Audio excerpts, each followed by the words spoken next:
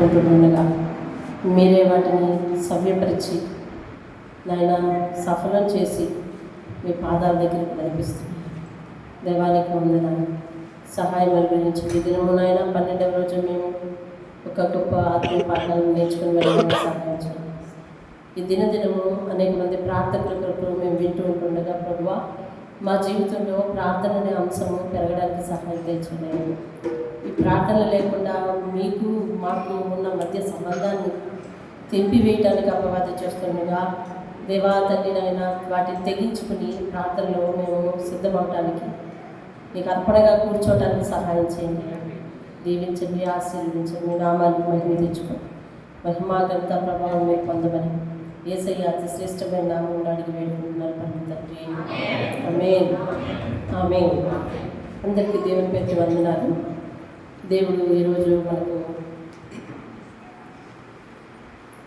12వ రోజు దేవుడు మనకు హన్నాను అనుమతించుతున్నాడు. ఈరోజు మనకు ఒక స్త్రీ ప్రార్థకురాలి కోసం మీ తాతయ్య కిందకి వెళ్ళొచ్చు.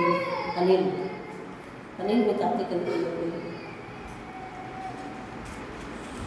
హన్నా మనకి బాగా సుపరిచితురాలే. ఖచ్చితంగా క్రైస్తవ ఆత్మీయ పాఠాల్లో హన్నా మాకు ఎక్కువ సార్లు వస్తూనే ఉంటుంది ఎక్కడైనా. ఎందుకంటే ఆమె చరిత్ర 2 పేజీలకే పరిమితం అయిపోయింది బైబిల్ గ్రంథంలో. కానీ ఆమె విశ్వాసం మోటాలు చాలా ఎక్కువ. కేవలం 2 పేజీల్లోనే కనిపిస్తారట. చూద్దాం. 1 సమూయేలు గ్రంథం 1వ అధ్యాయం. 1 సమూయేలు గ్రంథం 1వ అధ్యాయము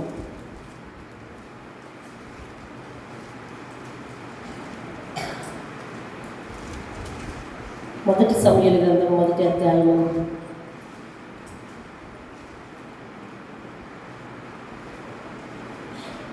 ఇందులో హన్నా మనకు కనిపిస్తుంది. హన్నా భర్త పేరు ఎల్కానా. హన్నా భర్త పేరు ఎల్కానా. ఈయనకు 2 భార్యలు. 1వ అధ్యాయం 2వ వచనం. వీరిలో ఒకదాని పేరు హన్నా, రెండవ దాని పేరు పెనిన్నా. పెనిన్నాకు పిల్లలు కలిగిరి కానీ హన్నాకు పిల్లలు లేకపోయేది.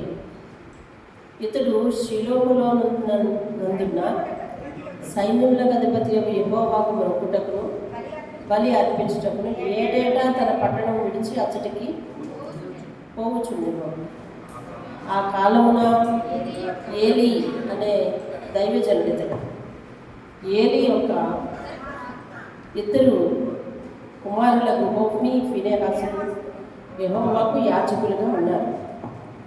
ఎల్కానా తాను బల్యర్పణ చేసిన నాడు తన భార్యకు పెనిన్నాకును దాని కుమారులకును కుమార్తెలకును పాళ్ళు ఇచ్చుచూ వచ్చును. కానీ హన్నా తనకు ప్రియముగా ఉన్నందున ఆమెకు 2 పాళ్ళు ఇచ్చుచూ వచ్చును. యెహోవా ఆమెకు సంతు లేకుండా చేశాను. యెహోవా ఆమెకు సంతు లేకుండా చేసి ఉన్న హేతువును బట్టి ఆమె వైరియకు పెనిన్నా ఆమెను విసిగించుటకై కోపము పుట్టించుచు వచ్చాను. విసిగించుటకై కోపము పుట్టించుచు వచ్చాను. ఎల్కానా ఆమెకు ఏటేటా ఆ రీతిగా చేయుచుండగా హన్నా యెహోవా మందిరములకు పోవునప్పుడల్లా అది ఆమెకు కోపం పుట్టించను గనుక ఆమె భోజనం చేయక ఏడ్చుచు వచ్చాను. ఆమె పెనిమిటి అయిన ఎల్కానా, హన్నా నువ్వెందుకు ఏడ్చుచున్నావు? నువ్వు భోజనం మానుట ఎలా? నీకు మనోవిచారం ఎందుకు కలిగింది? 10 మంది కుమారుల కంటే నేను నీకు విశేషమైన వాడను కానా అని ఆమెతో చెప్పుచూ వచ్చాను. వారు షిలోహులో అన్నపానములు పుచ్చుకొనిన తరువాత అన్నా లేచి యాజకుడైన ఏలీ మందిర స్తంభము దగ్గరనున్న ఆసనం మీద కూర్చొని ఉండగా బహు దుఃఖాక్రాంతురాలై వచ్చి యెహోవా సన్నిధిని ప్రార్థన చేయుచు బహుగా ఏడ్చుచు. దేవుని స్తోత్రం. ఈరోజు దేవుడు తన మహాకృపను బట్టి ఒక స్త్రీ ప్రార్థకురాలని దేవుడు మన ముందు ఉంచాడు. ఆమె పేరు హన్నా, తన భర్త పేరు ఎల్కానా. మీరు చదివారు ఆయనకు 2 భార్యలని. రెండవ భార్య మొదటి భార్య పేరు హన్నా అని చదివాము. రెండవ భార్య అనే క్వశ్చన్ ఎందుకు వచ్చి ఉండొచ్చు అని అంటే తనకు పిల్లలు లేకపోవడం చేత వచ్చి ఉండవచ్చు. ఎప్పుడైతే హన్నాకు పిల్లలు లేరో ఎల్కానాకు ఏటేటా దేవుని మందిరంలోకి వెళ్ళే అలవాటు ఉంది. ప్రతి ఏటా మీరు దేవుని మందిరానికి వెళ్తూ ఉంటారు. అలా వెళ్తున్నప్పుడు దేవుని మీద ఆధారపడాలనే జ్ఞానం ఎల్కానాకు లేదు. దేవుని మీద ఆధారపడాలి, దేవుడే గర్భం తెరిచేవాడు, దేవుడే గర్భఫలం ఇచ్చేవాడు, గర్భఫలం యెహోవా అనుగ్రహించు బహుమానము స్వాస్యము అనే మాటలు మరి ఎల్కానాకు తెలియదు. తెలిసిన ఓపిక లేదేమో, పిల్లల కోసం ఓపిక ఉంచలేకపోయాడేమో. వెంటనే రెండవ భార్య అనే అంశము వారి కుటుంబంలోకి వచ్చింది. మొదటి భార్య పిల్లలు లేని కారణంగా రెండవ భార్య వచ్చింది. వచ్చిన వెంటనే ఆమెకు కుమారులు కుమార్తెలు కలిగారు అని దేవుని వాక్యం చెప్తుంది. ఈమె గొడ్రాలు అయి ఉంటే ఆ రోజుల్లోనే కాదు, ఈ రోజుల్లో కూడా పెద్ద జాడ్యం అది. గొడ్రాలని సమాజము గౌరవించదు. గొడ్రాలని సమాజము శుభకార్యాల్లో వేలు పెట్టనివ్వదు. గొడ్రాలని సమాజము ఒక మంచి కార్యాలు ఆరంభింప చేయదు వారి చేతుల మీద. కాబట్టి ఒకరిని ఆశీర్వదింపనివ్వదు. ప్రతి విషయంలో కూడా పిల్లలు లేని అంటే ఫలించని కొమ్మలాగా, ఫలించని వృక్షంలాగా ఆమెను పక్కనే పెడతా ఉంటుంది. అది సమాజానికి ఉన్న అతిపెద్ద రోగాలు. చూడండి, మన మనుషులకు ఉన్న అతిపెద్ద రోగాలు ఏమండి, క్యాన్సర్ లాంటివి ఎలాగైతే నయం లేని రోగాలు అంటుంటాం కదా, అలాంటి రోగాల్లో సమాజానికి ఉన్న రోగాలు, పొలము ఏమండి ఇలాంటివన్నీ, ఇదొకటి ఆచారాలు, ఇవన్నీ కూడా ఒక రోగం. వీటికి మందులు లేవు, మనసే మారాలి తప్ప. కాబట్టి ఆ స్థితిలో మరి ఆమె ఉంటుండగా మరి ఆ ఎల్కానాకు ఎందుకు వచ్చిందో ఆ రెండవ ఆలోచన, ఒక గుడ్ ఐడియా అనుకుని అతడు రెండవ భార్యను తీసుకొచ్చి ఇంటికి తీసుకొచ్చినప్పుడు, మొదటి భార్య ఏమి ఇంటిలో ఉన్నప్పుడు రెండవ భార్య వచ్చిందంటే దేర్ ఇస్ సమ్ డిస్కషన్ కదా. ఏమి ఎందుకు వచ్చింది ఆవిడ, ఎందుకు నీవు వివాహం చేసుకున్నావు, ఆమె సమ్మతిని వివాహం చేసుకున్నట్టు కానీ ఇతర విషయాలు అక్కడ రాయలేదు, మనం వాటిని సంభాషించలేము. కానీ మొదటి భార్య ఇంట్లో ఉంటుండగా రెండవ భార్య ఇంట్లోనికి తీసుకుని వస్తే అక్కడ డిస్కషన్ లేకుండా ఏ ఒక్క భార్య కూడా మరి సమ్మతించకపోవచ్చు. కానీ హన్నా గౌరవమైన స్త్రీ ఏదైనా కానీ, కాబట్టి వివాహం పిల్లలు లేరు కాబట్టి మరి ఇవే వచ్చింది అన్న సంగతి అర్థమైంది ఆమెకి. అప్పుడు బయటవారు ఏదైతే అసాంఘికంగా లేదా బయటవారు ఏదైతే అగౌరవంగా ఈవిని చూస్తున్నారో, బాధాకరంగా చూస్తున్నారో ఏమండి, మరి దేనికి ఈవిని ఎలాగైతే అలో చేయరో, లేకపోతే ఉదయాన్నే ఈమె మొక్కలు చూడటం ఎవరికైతే ఇష్టం లేదో, కాబట్టి ఇటువంటి బాధల చేత ఆమె ఉదయాన్నే బయటికి వెళ్ళలేకపోవచ్చు, శుభకార్యాలకు వెళ్ళలేకపోవచ్చు, మరి బంధువులు ఇళ్ళకి పోలేకపోవచ్చు, మరి ఏ బిడ్డ మీద కూడా పొరపాటున ముందుగా చేయలేకపోవచ్చు. ఇటువంటి వాటికి రిస్ట్రిక్షన్స్తో ఉన్న ఆమెకు ఇప్పుడు ఈమె ఇంటిలోనికి వచ్చిన వెంటనే ఆమెకు పిల్లలు కలగడం కూడా ఒక పెద్ద పక్కలో బల్యం అయిపోయినట్టు పరిస్థితి అయిపోయింది. అంటే ఇప్పుడు పోరు ఎక్కడ ఉండేదంటే వీధి బయట ఉండేది, ఇంటి బయట ఉండేది. ఇప్పుడు ఎక్కడికి వచ్చింది ఆ పోరు అంతా కూడా ఇంట్లోకి వచ్చింది. అంటే శ్రమ యొక్క, వేదన యొక్క, బాధ యొక్క, లోటు యొక్క మోతాదు పెరిగిపోయింది. సాధారణంగా ఇటువంటి స్థానంలో ఏ స్త్రీలైనా ఉంటే వెంటనే దేవుడిని నిందిస్తారు. ఎందుకనంటే నాకు పిల్లలు లేరు సరికదా, నా భర్త వేరొక స్త్రీని తీసుకొచ్చాడు సరికదా, ఇప్పుడు వెంటనే ఆవిడ పిల్లలు పుట్టించినాము, నేను ఇన్నాళ్ళ నుంచి బాధపడుతున్నాను, ఇన్నాళ్ళ నుంచి నేను మాట పడుతున్నాను, ఇన్నాళ్ళ నుంచి నేను చాలా అగౌరవానికి గురి అవుతున్నాను. కానీ ఇలాంటి సందర్భంలో మరి వేరే స్త్రీ వచ్చింది, ఆమెకు పిల్లలు ఇచ్చేవేంటి నాయన, అసలు నీకేమైనా న్యాయం ఉందా, ధర్మం ఉందా అని చెప్పి మరి అడుగుతారు. కానీ అన్న ఎక్కడ కూడా క్వశ్చన్ చేసినట్టుగా కనిపించింది. ఏడుస్తూ వచ్చింది అక్కడ. ఏంటండి, ఏడుస్తూ వచ్చింది. ఎక్కడ ప్రార్థన చేయొచ్చు, బహుగా ఏడ్చుచు వచ్చిందంట. చూడండి 6వ వచనం చూడండి, యెహోవా ఆమెకు సంతు లేకుండా చేసి ఉన్న హేతువును బట్టి ఆమె వైరియకు పినిన్న ఆమెను విసిగిస్తుంది. పైగా చూసారు, విసిగిస్తుంది, కోపం పుట్టిస్తూ వస్తుంది. ఒకసారి మనం సామాజికంగా ఆలోచిస్తే, ఇంట్లో పనిపాట్ల వల్ల బట్టి ఆలోచిస్తే, ఈమె పిల్లలు లేరు, ఆవిడ పిల్లలు ఉన్నారు. పిల్లలు ఉన్న తల్లికి చాలా ఎక్కువ పని ఉంటుంది. మరి పిల్లలు లేని ఆవిడ ఇప్పుడు తీరిగ్గా కూర్చుంటుందో కూడా ఖచ్చితంగా పని చేయాల్సిందే, వాళ్ళకి అన్నీ చేసి పెట్టాల్సిందే. అలా చేస్తూ కూడా అలా చేసిందని అన్నాను కానవాలేంటి, అది అక్కడ చూడండి. ఎల్కానా ఆమెకు ఏటేటా రీతిగా చేయించు ఉండగా హన్నా యెహోవా మందిరంలోకి పోయినప్పుడల్లా అది ఆమెకు కోపం పుట్టించిన కనుక ఆమె భోజనం చేయకుండా ఏడుస్తూ వచ్చింది. ఆమె ఏడుస్తూ వచ్చింది. ఆమె పెనిమిటి అయిన ఎల్కానా అప్పుడు మాట్లాడుతున్నాడు. ఏమనంటే, హన్నా, ఎందుకమ్మా ఏడుస్తున్నావు? నువ్వెందుకు ఏడవలసిన పరిస్థితి వచ్చింది? ఆయనకు తెలుసు ఎందుకు ఏడుస్తుందో, ఎవరి వలన ఏడుస్తుందో కూడా తెలుసు, ఎవరు బాధించటం వల్ల ఏడుస్తుందో కూడా తెలుసు. కానీ అటువైపు నివారించలేక, లేదా నివారించలేడేమో, ఇటు వచ్చి హన్నాని అని చెప్తున్నాడు. అన్న, ఎందుకమ్మా ఏడుస్తున్నావు? నీకు నేను 10 మంది కుమారుల కంటే ఎక్కువ కదా, నేను నీ కుమారుడితో సమానమే కదా అని చెప్తున్నాడు. ఆమె బాధ ఏంటి? ఆమె విసిగిస్తున్నందుకు, కోపం రేపుతున్నందుకు ఈమె సగం ఏడుస్తుంది. నువ్వు ఎందుకమ్మా ఏడుస్తున్నావు? కుమారులు లేదనా ఏడుస్తున్నావు? నేను ఉన్నాను కదా అంటావు. ఏమండి, సమస్య ఆమె రేపుతుంది, సమాధానం ఈయన ఏమంటాడంటే, నీ లోటుని బట్టి కదా ఏడుస్తున్నావు, నేను ఉన్నాను కదా అని చెప్తున్నాడు. ఇక్కడ భర్త ప్రేమలో కూడా తేడా కనిపించినా ఆమె భర్తను నిందించలేదు. ఎవరైతే విసిగిస్తున్నారో, కోపం తెప్పిస్తున్నారో వారి మీద వైరం తెచ్చుకున్నట్టుగా లేదు. దేవుడు రెండవ భార్యకు పిల్లల్ని, సంతానాన్ని కలుగ చేసినప్పుడు దేవుణ్ణి నిందించినట్టుగా కూడా లేదు. చూసాం అంటే ఈమె సాధారణంగా ఎవరి జోలికి పోవట్లేదు, ఎవరిని నిందించట్లేదు. నా కష్టము, ఇది నా సమస్య, నేను నా దేవుని దగ్గర పెట్టుకుంటాను అన్న స్థిర నిశ్చయం ఈమెలో కనిపిస్తుంది. చుట్టూ ప్రార్థన చేస్తూ వస్తూ ఉందంట, ఏడుస్తూ ఉంటా ఉందంట, దుఃఖంతో ఉంటుందంట. చూడండి, అప్పుడు ఆమె ప్రార్థన చేసింది. చూడండి ఎలాగ ప్రార్థన చేస్తుందో చూడండి. 10వ వచనం, బహు దుఃఖాక్రాంతురాలై వచ్చి యెహోవా సన్నిధిని ప్రార్థన చేచు, బహుగా ఏడ్చుచు ఇప్పుడు ప్రార్థన చేస్తుంది. ఎలాగ ప్రార్థన చేస్తుంది తెలుసా? ఆమెకు దేవుడు పిల్లల్ని ఇవ్వలేదు కదా, కానీ ఆమె వైరికి పిల్లల్ని ఇచ్చాడు. ఆమె వైరికి పిల్లల్ని ఇచ్చాడు. దేవుడు అనుగ్రహిస్తేనే కదా ఇస్తుంది.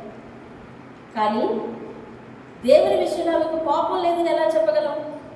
ఆమె దేవుని ఎలా పిలుస్తుందో చూడండి. సైన్యములకు అధిపతి దేవుని స్తోత్రం. దేవుని పిలుస్తుంది ఏమన్నా తెలుసా?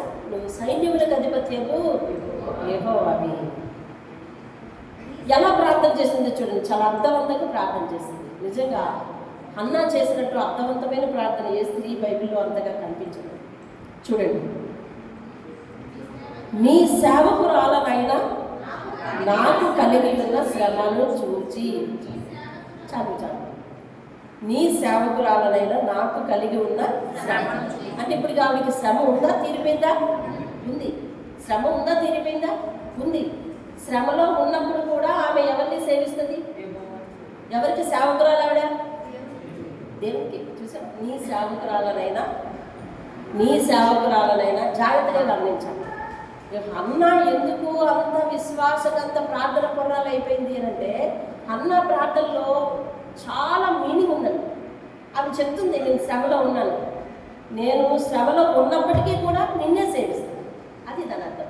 నీ సేవకురాలనైనా నాకు కలిగిన శ్రమ అంటే, నేను ఇంకా శ్రమలోనే ఉన్నాను, శ్రమలో ఉన్నా కూడా నేను నిన్ను సేవించడం మానలేదు, నీ సేవకురాలనైనా అని చెప్తుంది. నీ సేవకురాలు ఎవరు వచ్చారు దేవుని సన్నిధికి? దేవా, సైన్యములకు అధిపతి యెహోవా నీ సన్నిధికి ఎవరు వచ్చారో తెలుసా? నీ సేవకురాలు వచ్చారు. ప్రస్తుతానికి శ్రమలో ఉన్నాను, నా శ్రమను చూడు. రెండోది చూడండి, నీ సేవకురాలనైన నన్ను మరొక జ్ఞాపకం చేసుకొని, అది మరొక ఏం చేయమంటుందండి? దేవుడు జ్ఞాపకం చేసుకుంటే ఏమవుతుంది? ఖచ్చితంగా కార్యం జరుగుతుంది. అంటే నువ్వు జ్ఞాపకం చేసుకుంటే, నా శ్రమను తీరిస్తే, అయినా కూడా నీ సేవకాలనే కదా. నీ సేవకురాలని అనే మాట ఎన్నిసార్లు ఉపయోగిస్తున్నావు చూడండి. నీ సేవకురాలనైనా నన్ను జ్ఞాపకం చేసుకుంటే. ఎందులో జ్ఞాపకం చేసుకోవాలి? శ్రమలో. ఎందుకు? నేను శ్రమలో ఉన్నప్పుడు నేను మేరలేదు, నేను శ్రమలో ఉన్నప్పుడు నిన్ను దూషించలేదు, నేను శ్రమలో ఉన్నప్పుడు నీది తప్పలేదు. శ్రమలో ఉన్నాను, నువ్వు సైన్యంలో గణపతిగా యెహోవావి, నేను నీ సేవకురాల్ని, నిన్ను సేవించడం నేను ఎప్పుడు మానలేదు. కాబట్టి శ్రమలోనే ఉన్నాను, నన్ను జ్ఞాపకం చేసుకో. నువ్వు జ్ఞాపకం చేసుకుంటే చాలు, నేను నీ సేవకురాలు, నేను స్తోత్రం. హల్లెలూయా, హల్లెలూయా. తర్వాత 3 చూడండి. నీ సేవకురాలైన నాకు ఒక మగ పిల్లని దయచేసిన ఎడలా. చాలు. అంటే కార్యము పూర్తిగా చేసిన చేతికి ఇచ్చిన ఎడల. మగ పిల్లాన్ని దయచేసిన ఎడలా అంటే ఎప్పుడు తెలుస్తుంది మగ పిల్లలని? పుట్టిన తర్వాతే తెలుస్తుంది. అంటే నేను ఏదైతే అడుగుతున్నానో అది నా చేతికి ఇచ్చి నన్ను దీవించినా కానీ నేను నీ సేవకురాలే. అర్థమవుతుందా? శ్రమకు ముందు సేవకురాలనే, శ్రమలో నన్ను జ్ఞాపకం చేసుకుని నువ్వు ఆశీర్వదిస్తే సేవకురాలనే, నాకు ప్రతిఫలం ఇచ్చి ఆశీర్వదించి నా చేతితో నేను ప్రతిఫలం పట్టుకున్నప్పుడు కూడా నిన్నే సేవిస్తానయ్యా, నాకు నీవే ఆధారం అంటుంది. దేవుని స్తోత్రం అంటుంది. వారి తల మీదకి క్షారపు కత్తి ఎన్నటికీ రానియక వారి ప్రతినిధులన్నిటా నేను వానిని యెహోవా నాకు నీకు అప్పగింతును అని మొక్కుబడి చేసుకుంటా ఉంది. దేవుని స్తోత్రం కలిగి. హల్లెలూయా. ఇంకెక్కడెక్కడ అవమానం చెప్పండి? బయట అవమానం, వైద్యుతో అవమానం, భర్త ప్రేమలో కూడా అవమానమే ఉందా? భర్త ప్రేమలో అవమానం ఉందా? ఆమెమో కోపం పుట్టించి, ఆమెమో గొడవలు పెట్టి, ఆమెమో విసిగించి ఈమెను బాధ పెడుతుంటే, ఆ బాధకు ఏడుస్తుందో పిల్లలు లేక ఏడుస్తుందో అది పక్కన పెట్టి ఆయన నేరుగా వచ్చేమంటాడంటే, పిల్లలు లేని ఎందుకమ్మా ఏడుస్తున్నావు, నేనున్నాను కదా అంటా ఉన్నాడు. ఇంక ఈ విషయాన్ని పక్కన పోయినాడు. ఆమె పెద్ద భార్య, ఆమె పిల్లలు లేని బాధతో ఉంది కాబట్టి మనబాగు అని నివారించినట్టుగా కానీ ఏమీ లేదు. లేని దానికి సందర్భంగా మనం మాట్లాడలేము. కానీ భర్త ప్రేమలో ఉన్న లోపాన్ని కూడా ఆమె చూసింది. వైరి ప్రేమలో లోపం. సమాజం ఎలాగా ఎప్పుడు మనల్ని ప్రేమించదు. మీకు తెలుసా? సమాజం మనల్ని ఎప్పుడు ప్రేమించదండి. మనం ముందు ఎవరినెవరు ప్రేమించుకోవాలి తెలుసా? ఇంటిలో ఉన్న వాళ్ళని ప్రేమించుకోవాలి ఫస్ట్. బయట వాళ్ళ ప్రేమ మామూలు మాటల వరకే. అది లోతుల్లోకి చూపిస్తే దేవునికి స్తోత్రం. దేవుడు అనుగ్రహించిన స్నేహం అది, దేవుడు అనుగ్రహించిన బంధం అది, దేవుడు అనుగ్రహించిన సంఘం అది. కానీ ఫస్ట్ మనము కుటుంబాల్లో వ్యక్తులను ఒకరికొకరు ప్రేమించుకోవాలండి. ఇక్కడ ఒకరి మీద ఒకరికి ప్రేమ, నిజమైన ప్రేమ ఉండాలి. ఒకరికి మీద ఒకరికి నిజమైన అభిమానం, నిజమైన ఆదరణ ఉండాలి. కుటుంబంలో సొంతంగా భార్యను ప్రేమించుకోలేకపోతే, సొంతంగా భర్తను ప్రేమించుకోలేకపోతే అసలు ప్రేమ అనే దానికి నీకు అర్థం తెలియదు.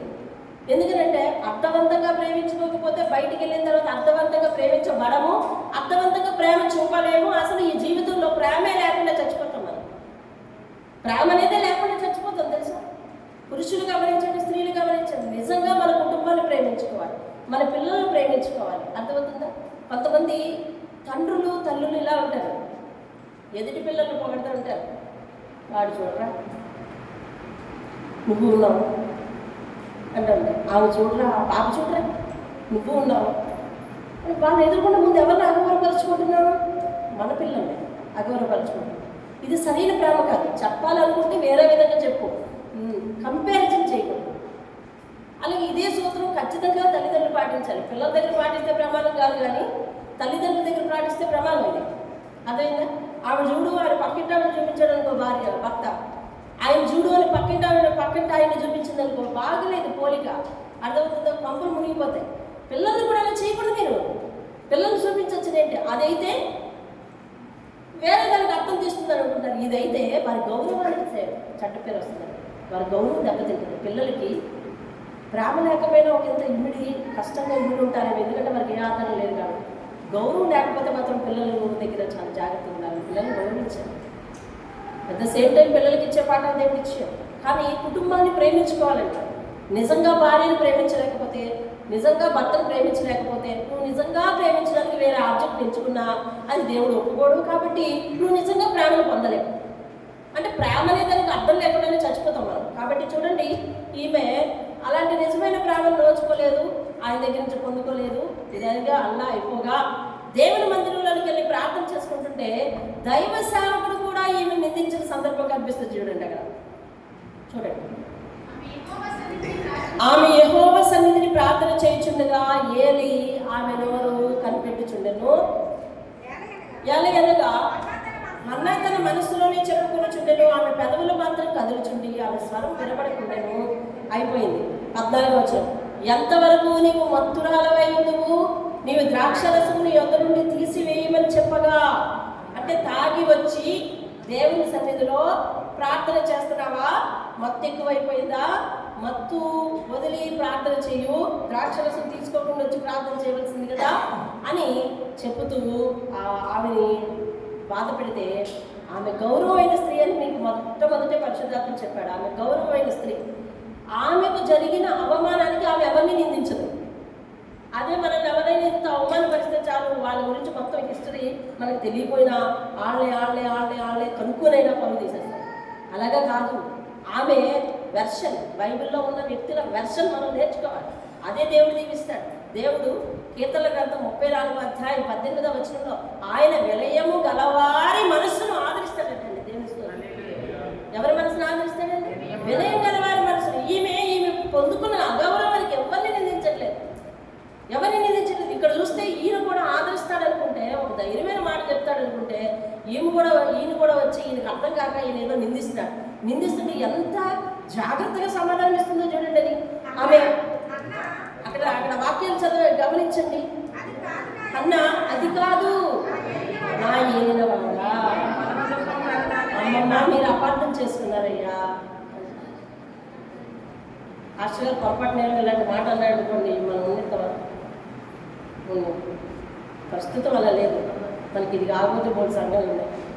అలా కానీ ఆమె చూడని చెప్తున్నాను, కాదు నా ఏలినవాడ, అది కాదు నా ఏలినవాడ. నేను చాలా దుఃఖంగా దాన్ని వచ్చాను దేవుని సన్నిధికి. నేను ద్రాక్షరసాన్ని అయినా తాగలేదు, అసలు భోజనమే చేయలేదు కదా. తెలుసా లేఖనాలు ఏం చెప్తున్నాయి? ఆమె భోజనం చేయలేదు, భోజనం చేయకుండా వెళ్ళింది. అందరికీ భోజనం పెట్టి వెళ్ళింది, భోజనం చేయకుండా వెళ్ళింది.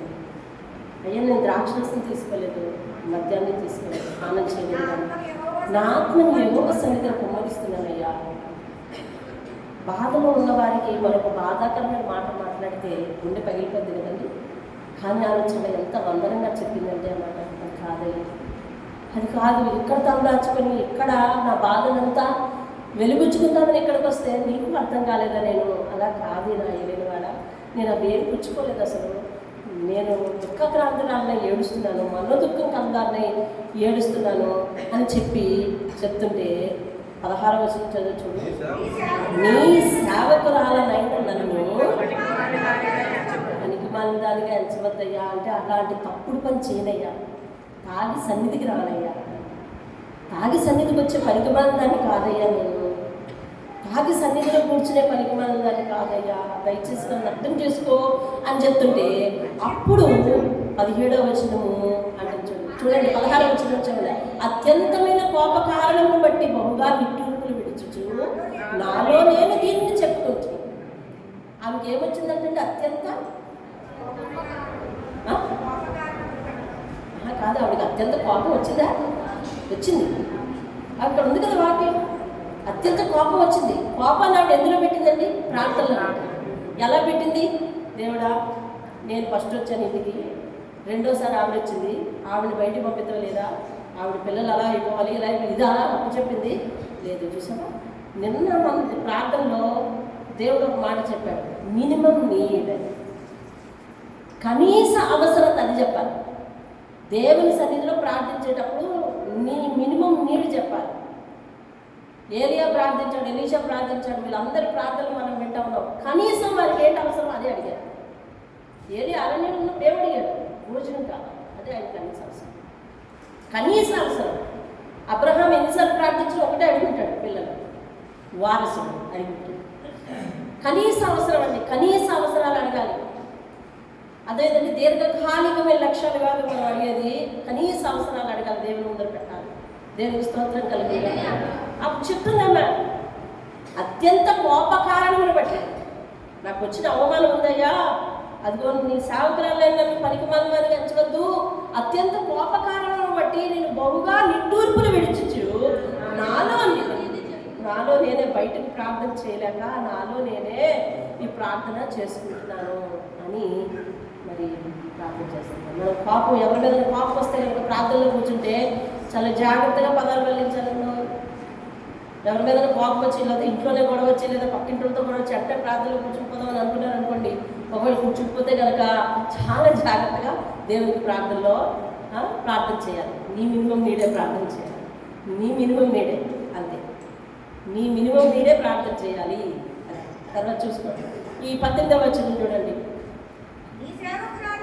17వ వచనం చెప్తున్నాడు, నీవు క్షేమంగా వెళ్ళమ్మా, నువ్వు చేసుకున్న మనవిని ఆయన దయచేయును గాక. దేవునికి స్తోత్రం కలిగిన 20వ వచనం, కనుక హన్నా గర్భము ధరించి దినములు నిండినప్పుడు ఒక కుమారుని కని నేను యెహోవాకు మొక్కుకుని వీనిని అడిగేది. కాబట్టి వానికి సమూయేలని పేరు పెట్టారు. సమూయేలు ప్రవక్త యొక్క తల్లి హన్నా. ఏమండి, అప్పుడు మళ్ళీ వీళ్ళు సంవత్సరం వెళ్ళాలి కదా. ఎక్కడికి? మళ్ళీ దేవుని మందిరానికి వెళ్ళాలి. సంవత్సరం క్రితట వెళ్ళారు, ఇంటికి వచ్చింది. మరి ఎన్నాళ్ళకు గర్భవతి అయిందో తెలీదు. మధ్యలో 9 నెలలు నిడివి ఖచ్చితంగా లెక్కేసుకోవాలి మనం. 10 నెలలు లెక్కేసుకోండి. మహా పిల్లలు పుడితే వెంటనే అయినా పిల్లలు పుడితే సంవత్సరం నిండి నెలల పిల్లడైపోతాడు. అవునా? పాలు తాగి పిల్లడైపోతాడు. ఆమె ఏం చెప్పింది? నేను మందిరంలో తీసుకొచ్చి యెహోవాకు ఏమని చెప్పిందండి? యెహోవాకు నీకు అప్పగింతునని. వాడు బ్రతుకు దినములన్నిటి తాను బ్రతికిన నాళ్ళు కూడా నీ సన్నిధిలో అప్పగిస్తాను అని మొక్కుబడి చేసుకుంది. చాలా అర్థవంతమైన మొక్కుబడి. ఆమె ఏ విధంగా మొక్కుబడి చేసుకుందో ఆ మొక్కుబడిలో స్పెల్లింగ్ తప్పు రానివ్వలేదండి. అర్థమైందా? అందుకని వాళ్ళ ఆయన గారు వచ్చి ఏమంటారంటే, ఎల్కానాయు అతని ఇంటి వారందరూ 21 యెహోవాకు ఏటేటా బలి అర్పించుటకును మొక్కుబడి చెల్లించుటకు పోయింది. అయితే హన్నా బిడ్డ పాలు విడిచే వరకు నేను రాను, మందిరానికి రాను అని చెప్పింది. ఎందుకు రాను చెప్తాను తెలుసా? వస్తే చేసి వస్తాను, నీకు ఇవ్వటానికే తీసుకొస్తాను, ఇచ్చేసి వస్తాను. ఆమె మందిరానికి రాను అనడానికి ఒక ప్రత్యేకమైన కారణం చూడండి. నేను మొక్కుబడి ఇలా చేసుకున్నాను కాబట్టి అలాగే మనం కూడా దేవునికి మొక్కుబడులు చేసుకునేటప్పుడు లేదా సమస్యల్లో ఉన్నప్పుడు మన పెదవులు ఏదైతే వచిస్తాయో ఆ మొక్కుబడులు, అదే ఇలా చేస్తాను అలా చేస్తాను ఏదైతే అంటామో అలాగే చెయ్యాలి. అంతేగాని ఫస్ట్ది సెకండ్ది మూడోది కలిపి మూడింటికి ముడిపెట్టి 4వ దాంట్లో చేయకూడదు. అలా చేయకూడదు. లేదు అదే ఇదే జాగ్రత్తగా మొక్కుబడుల విషయంలో జాగ్రత్తగా ఎప్పుడు ఏ విధంగా అనుకుంటామో ఆ విధంగా చేయాలి. అలాగే ఈవిడ మొక్కుబడి విషయంలో చాలా క్లారిటీగా ఉంది. బ్రతుకు దినములన్నీ కూడా వాడిని నీకు అప్పగిస్తాను అన్న మాటలో అప్పగించడానికే వెళ్తాను బిడ్డను పట్టుకుని. అంటే లేమితో వచ్చాను, సమృద్ధితో నింపబడ్డాను, తిరిగి అర్పణ తీసుకెళ్తానంతే. ఇప్పుడు ఎక్కడికి రావాలి? దేవుని మందిరానికి రావాలి. ఎలా రావాలి? అర్పణ పట్టుకొని రావాలి. ఇక్కడ అర్పణ ఎవరయ్యారు? కన్నబిడ్డ అయ్యింది. ఆ కన్నబిడ్డ మరి తల్లి పాలతో అటాచ్మెంట్ ఉంది కాబట్టి ఆమె మరి వెళ్ళకుండా ఉండిపోయి వెళ్ళి నేను తిరిగి తీసుకురాను, దేవునికి ఇస్తానన్న బహుమానాన్ని మళ్ళీ ఇంటికి తెచ్చుకొని నేను కాబట్టి దేవునికి ఇచ్చేయాలి అన్నంత క్లారిటీతో ఆవిడ ఉండిపోయింది అనమాట. చూడండి, ఆమె పాలు విడిచిన తర్వాత వెళ్ళి 24వ వచనం చదవాలి, త్వరగా చదవాలి. అతడు ఇంకా చిన్నవాడే ఉండగా ఆమె పాలను ఎత్తుకొని వెళ్ళింది. 26 నా ఏలిన వారి ప్రాణముతోడు నీ యొద్ద నిలిచి యెహోవాను ప్రార్థన చేసిన స్త్రీని నేనే.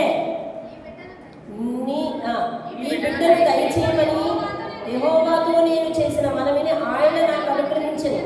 కాబట్టి నేను ఆ బిడ్డను యెహోవాకు ప్రతిష్ఠించుచున్నాను. తాను బ్రతుకు దినములన్నిటిని వాడు ఇక్కడే యెహోవాకు ప్రతిష్ఠితుడగునని చెప్పాను. అప్పుడు వాడు యెహోవాకు అక్కడనే మొక్కాను. దేవుని స్తోత్రం కలుగును. అంటే ఇస్తానని చెప్పిన ఆవిడ అక్కడ బాబు ఉండడానికి కావలసిన తర్ఫీదును కూడా ఇచ్చి తీసుకుని వెళ్ళింది. దేవుని స్తోత్రం కలుగును. హల్లెలూయా. ఇలా బిడ్డను స్పష్టంగా దేవునికి అర్పించడంలో వెనక్కి తీయని వారు బైబిల్ గ్రంథంలో 3 ఉన్నారు. చెప్తాను.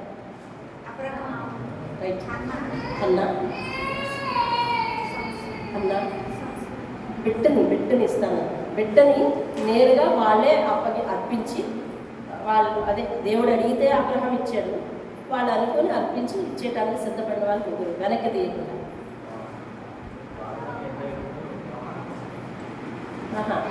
దగ్గరికి వస్తారు. యోనా రాగా వస్తుందా పేరు? యోహానా తెలుసా? యెఫ్తా. నేను యుద్ధం గెలిచి ఇంటికి వచ్చేటప్పుడు నాకు ఎదురుగా ఎవరు వస్తే వాళ్ళు నేను అర్పించేస్తానన్నాడు. బిడ్డ ఎదురు వచ్చింది. అది యాదృచ్ఛికం, ఇది మొక్కుబడి, అది దేవుడు అడిగాడు. 3 రకాలైనప్పటికీ 3 రకాల్లో 3 కూడా వెనక్కి తీయలేదు. అది ముందుగా ప్లాన్. అర్థమైందా? ఇది నన్ను ఎంత తీస్తే చాలు నేను దేవుడికి ఇచ్చేస్తాను అన్నది. ఆయన అలా కాదు, ఆయన ప్రీ ప్లాన్ కాదు. అక్కడికక్కడ అలాంటి పరిస్థితి వచ్చింది, ఖచ్చితంగా అలాగే చేశాడు. దేవుడి స్తోత్రం కలిగే. హల్లెలూయా. రైట్. అయితే ఆమె దేవునికి ఏ విధంగా ప్రార్థన చేసిందో తన ప్రార్థనను తన క్రియలలో నెరవేర్చదండి. దేవునికి స్తోత్రం. మనము ప్రార్థన చేస్తాము, ప్రార్థన క్రియలలో నెరవేర్చాం. ప్రార్థన చాలా చేస్తాం, దేవునితో ప్రార్థన చాలా చేస్తాం. దేవుని ఎదుటికి వెళ్ళేసరికి అందరం తెలుసా ఎంత మంచివాళ్ళం అయిపోతామో. దేవుని దగ్గరికి వెళ్ళేసరికి అందరం కూడా ఇతరుల శ్రేయోభిలాషం అయిపోతాం.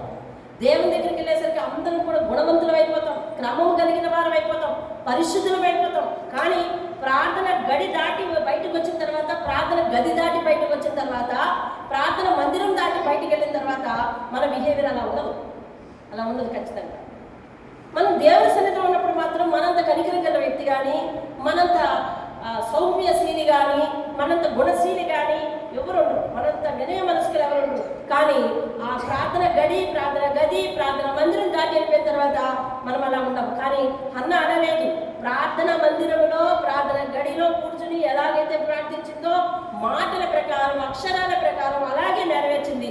ప్రార్థనను క్రియలలో పెట్టిన ఏకైక స్త్రీ అంటే తెలుస్తుంది. ప్రార్థన క్రియలలో పెట్టింది. నిజంగా ఆమె లోటు చాలా పెద్దది, మోతాదు చాలా పెద్దది, బాధ చాలా పెద్దది. ఎవరు నమ్మితే వాళ్ళే ఎదురు దెబ్బ కొట్టినారు. ఆఖరికి సాధత ఏర్పడుతుందని చెప్పి దేవుని మందిరానికి వెళ్తే దేవుని యాజకుడు కూడా అలాగే నిందించాడు. కానీ ప్రేమ దొరుకుతుందని వెళ్ళిన చోటల్లో కూడా ఆమెకి ఏమైందంటే ఎదురు దెబ్బ తగిలింది. ప్రేమ దొరుకుతుందని వెళ్ళిన చోటల్లో ఏమైంది? ఎదురు దెబ్బ తగిలింది. ఇలాంటి సందర్భాల్లో మనం నిర్ణయం తీసుకోవాల్సింది ఏంటి? మరణం వైపు కాదు. ఆమె మరణాన్ని ఎంచుకోలేదు, ఆమె ఎవరిని నిందించలేదు. వాళ్ళ మీద కోపం వచ్చింది. కానీ ఆ కోపాన్ని నా లోటు వల్లే కదా వీళ్ళందరూ మాట్లాడుతున్నారు, కాబట్టి ఈ లోటును తీర్చు అనిపిస్తే ఆవిడ వెళ్ళిన దారి చూసావా ఎలా వచ్చింది? ఆమె కోపం వచ్చింది. కానీ ఎందుకని అంటున్నారు? అవతల వాళ్ళు నన్ను ఇలా అనగలగడానికి గల కారణం ఏంటి? నాలో లోపం. ఎంతమంది నన్ను అనగలగడానికి నాలో లోపం అని ఒప్పుకుంటారండి? నన్ను ఎవరైనా ఇష్టపడకపోవడానికి, లేకపోతే నన్ను ఎవరైనా అనడానికి నాలోనే లోపం ఉందని ఎంతమంది ఒప్పుకోగలరు? ఎదుటి వారిని నిందిస్తాం తప్ప మనం ఒప్పుకోలేము. కానీ ఆమె ఒప్పుకుంది. ఎలా తెలిసి నాలో లోపం. కాబట్టి నువ్వు నా లోపాన్ని తీర్చేవానుకో వాళ్ళ యొక్క ప్రతి మాటకి ఇంకా నేను సమాధానం చెప్పగలేదు. నేను రెస్ట్, వాళ్ళంతా కూడా వాళ్ళే అర్థం చేసుకుంటారు తర్వాత చెప్పింది. దేవుని స్తోత్రం. హల్లెలూయా. దావీదు అంటాడు అలాగనే, అయ్యా నీ దగ్గర పల్లోడలాగా ఉండేవాడు, వాడు తిడుతున్నాడయ్యా నిన్ను, నువ్వు ఒక్క మాట సెలవియ్యు, నేను వెళ్ళి వాడిని వేసేసి వస్తానని అంటాడు సేవకుడు. దావీదు అంటాడు, నన్ను నిందించమని యెహోవా సెలవిస్తే నువ్వెందుకు మధ్యలో? అంటే మనం మాట పడ్డానికి, మన గురించి ఎవరైనా చెడుగా మాట్లాడుతున్నది యెహోవా సెలవు అంతే, వదిలేవే. వాళ్ళ చేతికి, వాళ్ళ విధితానికి, దేవుని చేతికి, దేవుని విధితానికి వదిలేయాలండి. అది మాత్రం ఎవరైతే నేర్చుకుంటారో సూపర్ ఫార్ములాలోకి వెళ్తారో తెలిసిన మనకి టెన్షన్ ఫ్రీ. ఒకటి మనకు మొదట టెన్షన్ ఫ్రీ. రెండవది మనం నచ్చ చెప్పలేని, మనం ఎక్స్ప్లెయిన్ చేయని, ఎవరో పొరపాటున మాట అన్నాను నన్ను, నేను అలా కాదు, నేను ఇలాగా, నువ్వు అలా అర్థం చేసుకొని, లేకపోతే ఎన్ని గైడ్లు రాసిస్తే నీకు మనసులో ఎందుకు అర్థం చేసుకుంటామండి? అర్థం చేసుకోండి. కాబట్టి ఆ విషయం దేవుడు వదిలిపెడితే చాలా గుడ్లు చెప్తుంది. అది అనుభవపూర్వకంగా చెప్తాను నేను తెలుస్తాను. అంతే, అనుభవపూర్వకంగా. ఎవరి చేతైనా నింద పడితే కనుక, ఎవరి చేతైనా మాట పడితే కనుక మనం వెళ్ళవలసిన దారి ఒకటి ఉందండి. ఏంటంటే దేవుని పాదాల దగ్గర ద్వారం ఉంది. ఆ ద్వారంలోంచి ఎలా వెళ్ళాలో తెలుసా? అయ్యా నాలో లోపం ఉండి వాళ్ళు అన్నారా, లేకపోతే నాలో లోపాన్ని సరిచేయి అని చెప్పి ఆ ద్వారంలోంచి వెళ్ళాలి. నాలో లోపం కోసమే ప్రార్థించాలి. ఇప్పుడు నాలో లోపం కోసమే ప్రార్థించాలి. అలా నాలో లోపం ఉందా నాయనా, నాలో లోపం ఉందా, నాలో లోపం ఉందా, నాలో లోపం ఉందా. కొన్ని సంవత్సరాలు తెగని సమస్య కోసం నేను దేవుని దగ్గర పెట్టి ఒకటే ప్రార్థన చేస్తాను. అయ్యా ఇది తెగకుండా కొనసాగిపోతుంది. ఒకటి మా వల్ల తప్పుంటే వారికి తెలియచెప్పు, మాకే తెలియచెప్పు. వారి వల్ల తప్పుంటే వారి తప్పును వారికే తెలియచేయు. ఈ సమస్యను తీర్చు అని అన్నప్పుడు నాళ్ళకు ఆ సమస్య విడుదలకు వచ్చిందండి. దేవుని స్తోత్రాలు. అర్థం చేసుకుంటారు.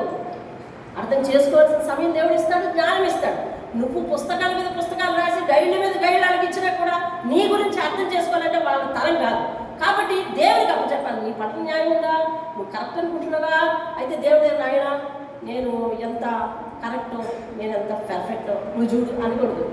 దేవా నా వల్ల ఏమైనా లోపం ఉంది, నువ్వు క్షమించు. నేను ఏమైనా వాళ్ళు అర్థం చేసుకోలేకపోతున్నా, నన్ను క్షమించు. అసలు వాళ్ళకి ఏ రీతిలో ఇబ్బంది కలిగించాలో నన్ను క్షమించు. మన లోపం గుండా మనం వెళ్తూ ఉంటే మనం దేవుని చేరిపోతాం. దేవుడు అంటాడప్పుడు, ఇదిగో నిన్ను ముట్టిన వాడు నా కంటి బాబుని ముట్టినని చెప్పినాను కదా, నా ముందు అంటాడు. దేవుని ఇస్తారు. హల్లెలూయా. లేదు మంద తప్పైతే మన మనస్సు దేవుని పాదాల దగ్గర పెట్టినప్పుడు ఖచ్చితంగా మన మనసులో ఉన్న లోపాలు మనకు చూపిస్తాడు. అంటే అంతసేపు మనం దేవుని పాదాల దగ్గరికి వెళ్తే ఎదుటి వాళ్ళని సరి చేస్తాడా? మనం సరి చేయడా? దేవుడు మనం సరి చేస్తాడు. అందుకే ముందు మనం సరి చేసుకునే పనే దేవునికి అప్పగించాలి. మనం సరి చేసే పనే దేవునికి అప్పగించాలి. అయ్యా ముందు నానేమో లోపం ఉండి చెప్పు, నేనేమన్నా అర్థం చేసుకోలేకపోతున్నాను, నేను చెప్పు, నేను ఎందుకు అలా కలవలేకపోతున్నాను, ఎందుకు అలా ఉండలేకపోతున్నాను, అందరికీ అట్ట జరుగుతుంది, నాకెందుకు జరుగుతుంది ఏంటి అని చెప్పి దేవుని దగ్గర పెడితే ఆయన ముందు మనమేంటో మనకు తెలియజేస్తాడు. మొన్న కూడా ఆదివారం మాట్లాడింది దేవుడు అదే, నువ్వేంటో ముందు నాకు చెప్పు, నీ దగ్గర ఏముందో అది చెప్పు, అప్పుడు నేను దీవిస్తాను, ఆశీర్వదిస్తాను అంటే ఉన్నాడు. దేవుని స్తోత్రం కలవాలి. ఇప్పుడు అన్న తన బాధలకు ఎవరిని కూడా బాధ్యులను చేయలేదు. తన బాధకు బాధ్యురాలు ఎవరు అంటారంటే ఆమె అంటారు. కాబట్టి దేవుడిని ఎప్పుడు కూడా దేవుడిగానే గుర్తించింది. దేవుడికి నేను ఎప్పుడు కూడా సేవకురాలనే అంటాను. ఇప్పుడు ఆమె ఫలించింది. దేవుని స్తోత్రం కలగాలి. ఫలించిన తర్వాత దేవుని ఎలా వర్ణిస్తుందో చూడండి. సమూయేలు గొప్ప ప్రవక్త అయిపోయాడు. రానున్న రోజుల్లో పెద్ద ప్రవక్త అయిపోయాడు. పెనిన్నా యొక్క కుమార్తెల పరిస్థితి బాగాలేదని మీకు ఎట్లా తెలిసిందండి? నాకు తెలియదు. వాక్యంలో ఉంటుంది వాళ్ళ పరిస్థితి బాగాలేదంట. వాళ్ళు ఎంతైతే నిందించారో అంతా ఏదో బాధపడ్డారు. ఆ బాధ ఏంటో బైబిల్లో రాయలేదు, నాకు తెలియదు, కానీ మీకు వాక్యం చూపిస్తాను. ఈమె బిడ్డ పేరెన్నిక చనిపోయాడు, చరిత్రలో ఒకడైపోయాడు. మీకు తెలుసా, మన బాధను దేవుని పాదాల దగ్గరికి తీసుకెళ్తే అదే బాధను దేవుని చరిత్రగా మారుస్తాడు. మన బాధను దేవుని పాదాల దగ్గరికి తీసుకెళ్తే దేవుడు దాన్ని ఏం మారుస్తాడండి? నీ జీవితంలోనే చరిత్రగా మారుస్తాడు. దేవుని స్తోత్రం. హల్లెలూయా. అవును, మన జీవితంలో మనం చేయలేని పనులు మన పిల్లల జీవితాల ద్వారా మనం చేయగలం. ఒక చరిత్ర మనకి ఏదైతే ఫస్ట్ లేదు అంటామో ఆ విషయంలో మనం మిన్నగా అయిపోతుంది. చరిత్ర మన చరిత్ర మనం పుస్తకాలలో లేకపోతే లోక పుస్తకాల్లో మనం ముద్రించబడక్కర్లేదు. మన ఫ్యామిలీలోనే నిజంగా మన ఫ్యామిలీ ఒకప్పుడు ఒకలా ఉండేవారు, ఇప్పుడు మాత్రం చరిత్ర సెన్సేషన్ అయిపోయారనే పేరు తెచ్చుకుంటే చాలు. దేవుడు అలా చేస్తాను కూడా. దేవుడి స్తోత్రం కాదు. హల్లెలూయా. అలాంటి ఎన్నో ఉదాహరణలు నేను చెప్పగలను నా జీవితంలో. కానీ దేవుడు మన బాధను ఎలా చెప్పుకోవాలంటే దేవుని బాధ దగ్గరికి వెళ్ళి పెడితే దేవుడు ఆ బాధను ఏం చేస్తాడంటే నీ కుటుంబంలోనే చరిత్రను మారుస్తాడు. దేవుడి స్తోత్రం. హల్లెలూయా. నీ కుటుంబంలో ఎలా మారుస్తాడు? దాన్ని చరిత్రను మారుస్తాడు. ఇప్పుడు చూడండి ఆవిడ దేవుడిని ఏమంటుందో రండి. 2వ అధ్యాయం. మరియు హన్నా విజ్ఞాపన చేసి ఇలాగా నేను దేవుడి స్తోత్రం కలిగిన కాదు. ఇప్పుడు తెలుసా హన్నా ఏ స్టేజ్లో ఉందండి? గెలిచింది. అన్న ఏ స్టేజ్లో ఉంది? గెలిచింది. తీసుకెళ్ళి బిడ్డను దేవునికి అప్పగించింది. మీకు విషయం తెలుసా, దేవునికి ఏదైతే అన్నామో అది చేసేస్తే కనుక ఎంత ధైర్యం ఉంటుందంటే ఇంకా నిజం ఏనుగుల బలం ఉన్నట్టు ఉంటుంది. దేవునికి ఇప్పుడు ఆవిడకి ఆ బలం కూడా పెరిగిపోయింది. అవును కదా, ఇచ్చేస్తానండి, ఇచ్చేసింది. ఆ బలం కూడా పెరిగిపోయింది, నిందపోయింది. పైగా తెలుసా, తొలిచూరుని ఎవరికి ఇవ్వాలి? దేవునికి ఇవ్వాలి. తొలిచూరు ప్రతిష్టాపనలు ఎవరివని? లేవియాకాండం చెప్పింది, సంఖ్యాకాండం చెప్పింది, దేవునికి ఇవ్వాలి. 10వ వంతు ప్రతిష్టాపనలు ఎవరివని చెప్పింది? దేవుడిని అని చెప్పింది. ఇప్పుడు ఈవిడ తీసుకెళ్ళి ఏమి ఇచ్చేసింది? దేవునికి తొలిచూరు ఇచ్చింది. ఏమిచ్చిందండి? తొలిచూరు ఇచ్చింది. దేవుని దగ్గరికి వెళ్ళింది, దేవుని పాదాల దగ్గర పోరాడింది, దేవుని పాదాల దగ్గర గెలిచిన బహుమానాన్ని గిఫ్ట్ని ఎవరికి తీసుకెళ్ళి ఇచ్చేసింది? దేవుడికి ఇచ్చేసింది. ఎంత బలం ఉంటుంది చూడండి దేవుడికి. ఇప్పుడు ఈ బలంతో ఇప్పుడు ఏంటి చెప్పు అన్నదా ఆ వైద్య దగ్గరికి వెళ్ళి ఇప్పుడు మాట్లాడు అందా? నా దేవుడు నన్ను గెలిపించాడు చూసావా? ఎన్నాళ్ళు నువ్వు ఎలా మాట్లాడేవాడు మీద ఎన్నాళ్ళు అయితే అది వేరే హవా అయిపోయింది. ఇప్పటి నుంచి ఏం చల్లదో అన్నీ ఉందా? ఏమంట దేవుడు పొగడతనే కూర్చుందండి. దేవుడు తిరిగి వచ్చేసింది, వెళ్ళింది, ఇచ్చేసింది, అప్పుడు వచ్చింది మళ్ళీ దేవుడు పొగడతనే కూర్చుంది. చూడండి 2వ అధ్యాయం. మరియు హన్నా విజ్ఞాపన చేసి ఇలాగనే నా హృదయం యెహోవా యందు సంతోషించుచున్నది. అంటే ఇన్నాళ్ళు నేను ఏడుస్తూ కూర్చున్నాను, ఇన్నాళ్ళు నేను ఏడుస్తూ కూర్చున్నాను, కానీ ఇప్పుడైతే నేను ఆనందంతో ఉన్నాను అంటాను. దేవుని స్తోత్రం కలుగుతుంది. హల్లెలూయా. అక్కడ ఒక మాట ఉంది, ఏం తెలిసిన? యెహోవా యందు నాకు మహాబలం కలిగింది. నేను చెప్పినా నాకు బలం వచ్చింది. ఇప్పుడు ఎలా వచ్చింది బలము? అన్న మాట నిలబెట్టుకుంది, ఎంతో నిద్ర పోగొట్టుకుంది. దేవునికి ఇవ్వవలసిన అర్పణ ఇచ్చేస్తే బలం వస్తుందండి. దేవుని స్తోత్రం కదా. ఉంటుంది యెహోవా యందు నాకు మహాబలం కలిగింది. కాబట్టి నీ వలన రక్షణ బట్టి నేను సంతోషిస్తున్నానయ్యా. నా విరోధులు నేను అతిశయపడుతున్నట్టే మనసులో నేను వారి విషయంలో గర్వపడతాను, కానీ మరి అతిశయం అంటే మనసులో చూపించాను కదా. అది మనం పొరపాటున ఏం చేస్తామంటే క్రియల్లో చూపించేస్తాం. మనకేమో కడుపు నొప్పి ఆగదు.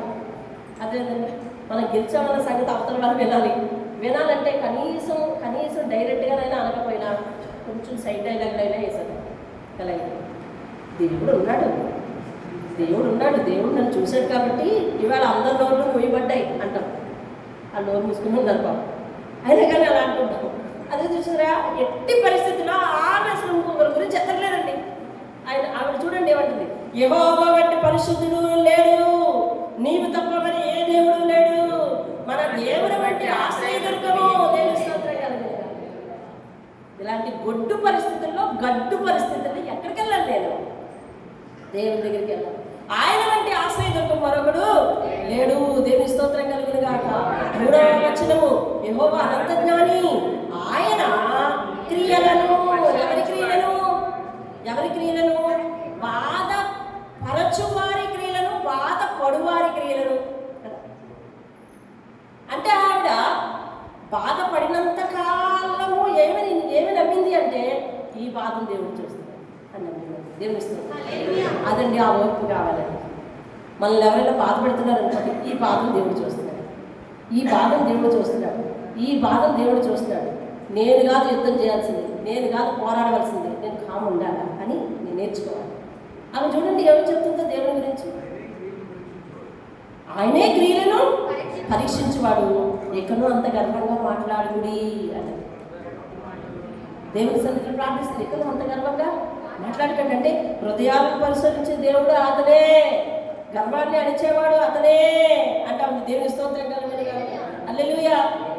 అదిగో వినిన్న పిల్లల పేరెన్ని కాలేదండి. చూడండి, తృప్తిగా భుజించిన వారు అన్నము కావాలని కూలికి పోయినట్లు ఆకలి గురిన వారు ఆకలి తీరా తిందురు. గొడ్రాలు 7 పిల్లలు కనును, అనేకమైన పిల్లలు కనినది. అది వినిన్న పిల్లల వల్ల ఆమెకు సంతోషం లేదు. అనేక పిల్లలు కలిగింది ఏమైందంటే విసిరించిపోయింది. మరి ఆ బాధ ఏంటో పరిస్థితి ఏంటో మనకు తెలియదు. ఆమె అక్కడ ఉన్న సిచ్యువేషన్ బట్టి దేవుని స్తుతించింది, దేవునికి అప్పగించుకుంది. 7వ వచనం, దారిద్ర్యమును ఐశ్వర్యమును కలగజేయవాడు, కృంగజేయవాడు లేవనెత్తువాడు, దరిద్రులను అధికారులతో కూర్చుండబెట్టువాడు. 3వ లైన్, వారిని కంటి నుండి ఎత్తువాడు, లేమి గల వారిని పెంట కుప్పల మీద నుండి లేవనెత్తువాడు. ఆయనే 9వ వచనం, తన భక్తుల పాదములు తొట్టిల్లకుండా ఆయన వారిని కాపాడును. దేవుని స్తోత్రం కలుగును గాక. బలం ఉందని బలము చేత ఎవ్వడు జయం పొందడండి. యెహోవాతో వాదించావా? యెహోవాతో వాదిస్తే ఏమవుతాడు? ఆమె యెహోవాతో వాదించలేదు కదా, ఈమెతో కదా వాదించింది. మనం దేవుని పక్షాన్ని ఉంటే మన పక్షాన్ని దేవుడు ఖచ్చితంగా వ్యాజ్యమాడే దేవుడు. దేవుని స్తోత్రం కలుగును గాక. ఆమె అంటుంది 10వ వచనం లాస్ట్ లైన్, తాను అభిషేకించిన వారికి అధిక బలం కలగజేయవాడు ఆయనే. దేవుని స్తోత్రం. హల్లెలూయా. ఆమేన్. భారమైన మనసు కలిగింది, కన్నీటి ప్రార్థన చేసింది, స్వరము పైకి రానటువంటి దుఃఖంలో మునిగిపోయింది. కానీ దేవునికి చెప్పింది, నేను ఎల్లప్పుడూ నీ సేవకురాలనే అని చెప్పింది. బయటకు కనిపించే ప్రార్థన కాకుండా ఆమె దుఃఖంలో ఉన్నప్పుడు చాలా ప్రార్థన చేసి నేను నలిగిపోయింది. అందుకే హృదయమును పరీక్షించేవాడు ఆయన, అనంత జ్ఞాని, అందరినీ పరీక్షించేవాడు ఆయనే అని చెప్పగలుగుతుంది. ఏమండి, దేవుణ్ణి పరిశుద్ధ దేవుడని, అన్నీ పరిశీలించేవాడని, సైన్యములకు అధిపతి అని ఆయన్ని పొగిడింది. ఆయన మీద ఆధారపడిపోయింది. ఏమండి, ఇప్పుడు దేవుని దగ్గర నుంచి మనం కొన్ని ఆత్మీయ పాఠాలు నేర్చుకోవాలి. దేవుడు కన్నీటి ప్రార్థన ఖచ్చితంగా చూస్తాడు. బాధతో నలిగిపోయిన వారి మనసును ఖచ్చితంగా చూస్తాడు. కీర్తన 34:18 చెప్పిన ప్రకారం వినయము గల వారిని ఆయన అలక్ష్యం చేయడు, వారిని దృష్టిస్తాడు. వారి దగ్గరే మనుషులు మాటలు గాయపరిస్తే దేవుని సన్నిధి ఆదరణిస్తాడు. మనుషుల మాటలు గాయపరిస్తే మనం దేవుని సన్నిధి గురించి ప్రార్థించాలి. హిజ్కియాకు అష్షూరు రాజు మాటలు గాయపరిచి భయం తెప్పించే వెంటనే ఆయన దేవుని సన్నిధి గురించి ప్రార్థన చేశాడు. దేవుని స్తోత్రం కలుగుతుంది. ప్రార్థన పరిస్థితినే కాదు, మనసులను కూడా మారుస్తారు. చుట్టుప్రక్కల ఉన్న వారి మనసులను మారుస్తారు. ఏమండి, మనం ఒకవేళ మన జీవితంలో ఏదైనా కార్యం ఆలస్యమైందంటే ఆ ఆలస్యం దేవుడి తిరస్కారం అనుకోకూడదు. అర్థమవుతుందండి? ఆలస్యం దేవుని తిరస్కారం అనుకోవడం అంటే దేవుడు నన్ను విడిచిపెట్టేశాడు. అన్న ఎన్ని పేర్లు పెట్టేయచ్చో దేవునికి కనికరం లేదు, దేవుడు నన్ను దోషించాడు, దేవుడు నన్ను చూడటం, దేవుడికి నా ప్రార్థన ఎక్కలేదు, దేవుడికి నా ప్రార్థన అర్థం అవ్వలేదు, ఇట్లాంటి ఎన్నో చెప్పచ్చు. కానీ పల్లెత్తు ఒక మాట కూడా పెదవెత్తి నాలుగు ఉపయోగించే ఒక మాట కూడా మాట్లాడలేదు. ఎందుకంటే నాకు తెలుసు ఆలస్యం ఆశీర్వాదం. దేవుని స్తోత్రం కలగాలి. ఏం చెప్పండి? ఆలస్యం తిరస్కారం కాదంటే ఆశీర్వాదం. దేవుని స్తోత్రం కలిగింది. ఆలస్యం అమ్మా చెప్పండి అందరూ, ఆలస్యం తిరస్కారం కాదు. ఏంటది ఆలస్యం? ఆశీర్వాదం. దేవుని స్తోత్రం కలగాలి. హల్లెలూయా. దేవునికి అర్పించింది ఏది కూడా వృధా కాదు. దేవుడికి ఒక అర్పణ చెప్పింది, ఇచ్చేసి వచ్చేసింది. తర్వాత ఆమెకు కుమార్తెలు కూడా కలిగారని కింద అధ్యాయంలో మీరు చదువుతారు. ఎంతండి? 3 కుమారులు 2 కుమార్తెలు కూడా కలిగారని దేవుని స్తోత్రం కలుగుతుంది. హల్లెలూయా. కాబట్టి మన బాధను దేవుని దగ్గర పెడితే దేవుడు దాన్ని ఏం చేస్తాడంట? చరిత్రగా మారుస్తాడు. దేవుని స్తోత్రం. కాబట్టి సమయంలో ఎదిగిన కొద్ది అమ్మ మీ అమ్మగారు ఎవరు, మీ నాన్నగారు ఎవరు అడుగుతాను. అతను ఎందుకని అడుగుతారు? ఆయన ఎందుకని అడుగుతారు చెప్పండి? ఇంతప్పటి నుంచి కూడా దేవుని మందిరంలో అంతప్పటి నుంచి దేవుని మందిరంలో ఉన్నవాడు ఎవరు కనపడలేదు కదా. ఇంతప్పటి నుంచి కూడా దేవుని మందిరంలో ఉన్నాడు. పిల్లలు దేవుని మందిరంలో ఉండిపోయాడంట అని అక్కడికి వచ్చిన వాళ్ళందరూ మీ అమ్మగారు ఎవరు, మీ నాన్నగారు ఎవరు అడుగుతున్నారు. చెప్తున్నాడు అదే అన్న అమ్మకి దేవుని ఇస్తారు.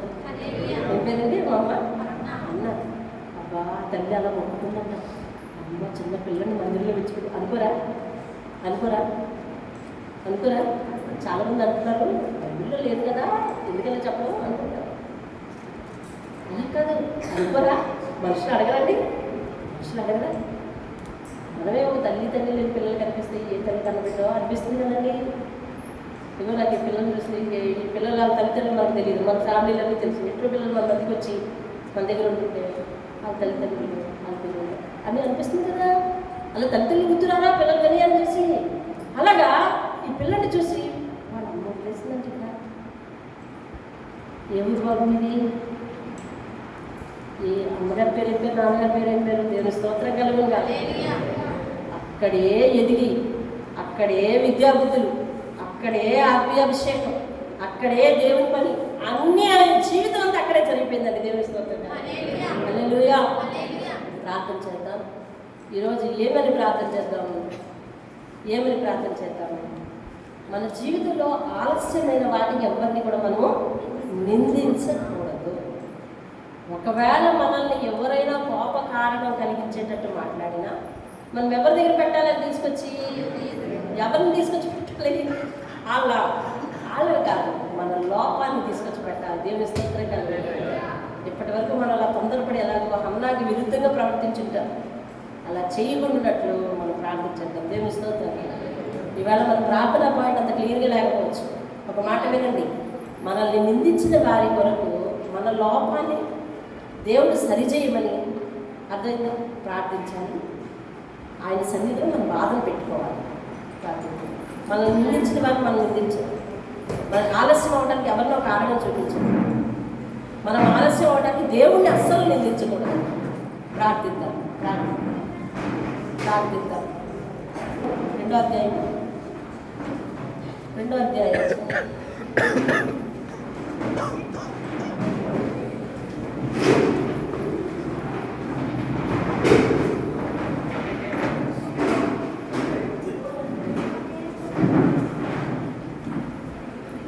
రెండో వచనం. యెహోవా వంటి పరిశుద్ధ దేవుడు ఒకడును లేడు, నీవు తప్ప మరి ఏ దేవుడు లేడు. మన దేవుని వంటి ఆశ్రయదుర్గం ఏది లేదు. దేవుని స్తోత్రం. 2:2 దేవుని స్తోత్రం.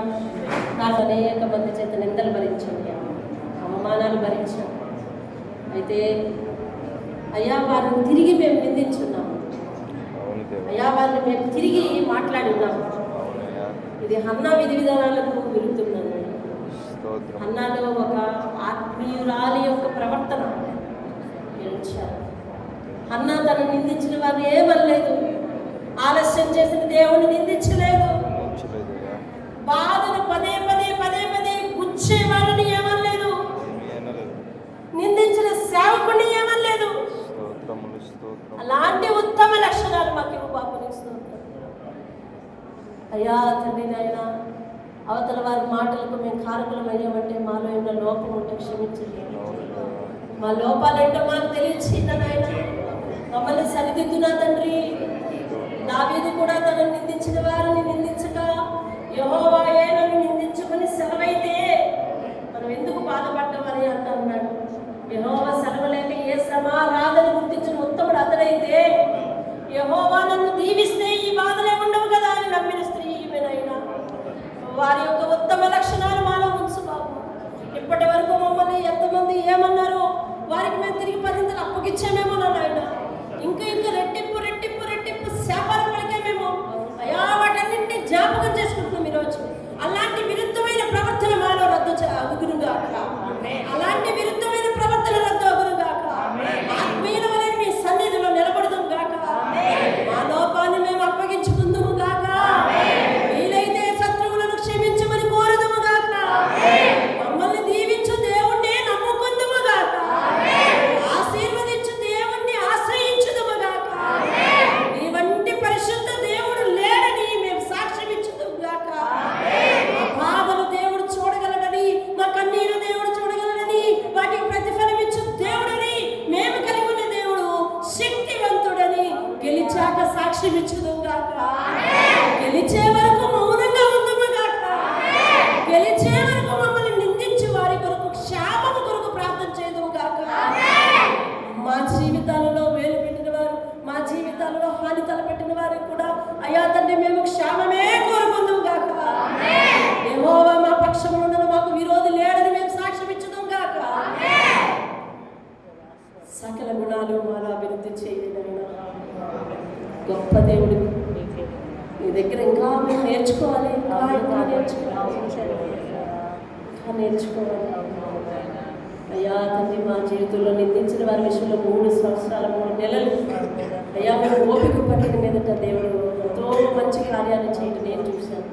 అలా సంఘ సభ్యులందరికీ కూడా కొన్ని సంవత్సరాల తరబడి ఒక తరుముకు వస్తుంటే మౌనంగా ఉండే ఓపిక వారికి దయచేసి అలాంటి తరుముబాటు నుంచి విడిపించయ్యా. విడిపించు. మా జీవితంలో తరిమే వారిని నీ చేతికి అప్పగిస్తాం. మా వల్ల వారు ప్రభా తన కష్టాలు పొందించుకోవద్దు, నీ చేత దీవించబడాలి నా నాయన. మాలో మా యందు వారికి కనికర హృదయం కలుగ చేయన నాయన. దీవించి ఆశీర్వదించబడి మా ఈ ప్రార్థన మేము క్రియల్లో పెట్టుటకు సహాయం చేయండి అయ్యా. అన్నా తాను చేసిన ప్రార్థన క్రియల్లో పెట్టింది అయ్యా. ప్రార్థించేటప్పుడు మేము ఏమేమి ప్రార్థిస్తున్నామో అవి నిజ జీవితంలో మేము క్రియల్లో పెట్టట్లేదు తండ్రి. అయినప్పుడు మా ప్రార్థన పాపమైపోతుంది ప్రభువా. మా ప్రార్థన మా ఎదలోనికి దిగొచ్చేస్తుంది కనుక ప్రభువా అటువంటి ప్రార్థన మేము చేయకూడదు అయ్యా. పరమునికి ఎక్కిపోయే ప్రార్థన, దేవుడు అంగీకరించే ప్రార్థన, క్రియలతో కూడిన ప్రార్థన చేయడానికి అందరికీ నేర్పమని. మేము ఏదైతే ప్రార్థిస్తున్నామో అదే చేయడానికి, ఏదైతే ప్రార్థిస్తున్నామో అలా ప్రవర్తించడానికి మా అందరికీ నేర్పున్నాను ఆయన. అన్నా క్రియలతో కూడిన ప్రార్థన చేసిందని మీరు మాట్లాడారు. అటువంటి ప్రార్థన అందరూ చేసి నీ దగ్గర నీ ఆశీర్వాదాలు పొందుకునేది కాక. ఆమేన్. యేసు రక్తమే జయము, శిలువ రక్తమే జయము, యేసు నామమే సంపూర్ణ జయం కలుగును గాక. అపవాది క్రియలు నాశనం కలుగును గాక. ఆమేన్. తండ్రి అయిన దేవుని ప్రేమ, కుమారుడైన యేసుక్రీస్తు వారి కృప, పరిశుద్ధాత్మ యొక్క అన్యోన్య సహవాసం, సహాయం, సాక్ష్యం మనందరికీ తోడే నడిపించును గాక. ఆమేన్. ఆమేన్. అందరికీ దేవుని పెట్టి వందనాలు.